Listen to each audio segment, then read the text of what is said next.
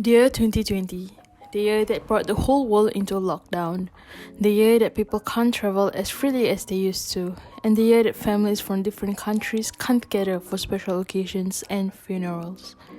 The year that I learned so much about myself and discovered what I really want in my life.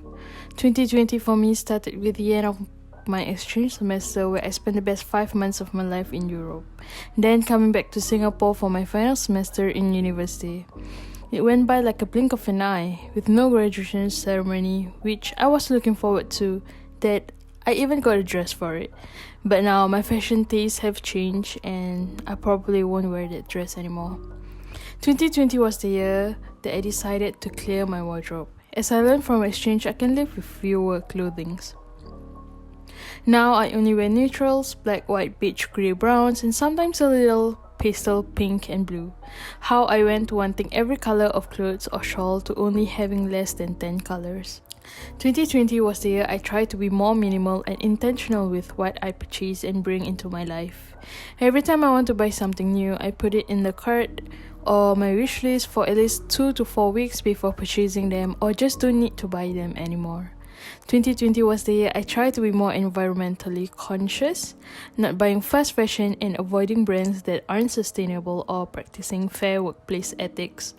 I tried to avoid one-time use plastics and bringing my tumbler almost everywhere, especially if I want to get coffee. 2020 was the year that I educated myself on personal finance and having financial goals, so that I can be more prepared for the future and achieve the life goals that I set.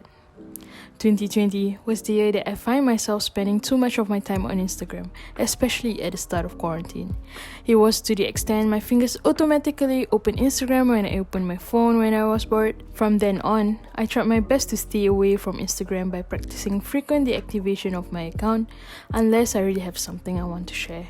I have more control over my addiction and find that staying away from Instagram makes me feel a lot better. I used to feel like I want to be updated with my friends' lives through stories every day, but I learned that it was more meaningful when I talk to my friends personally, either through text or when we meet up physically. It creates a more genuine connection I have with them. With the extra time that I had on hand, I managed to learn a few skills that I didn't thought I would do or enjoy. I learned to edit videos, picked up on Python again, though I'm still struggling to finish the course, and read more books. 2020 was the year that I started journaling and taking mindfulness on a deeper level. I learned how journaling can be good for the brain since I'm always either thinking too much or overthinking stuff that I said or did in the past. Writing it all out is just healthier for my brain and reducing the overwhelming thoughts that I have. I also started meditation at least 5 minutes in the morning or at night, just to clear my head before going through or ending my day.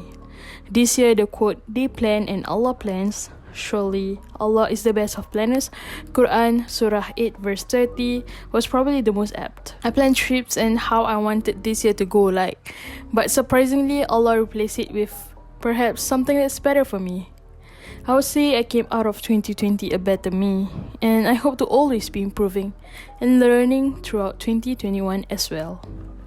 Thank you 2020. Goodbye.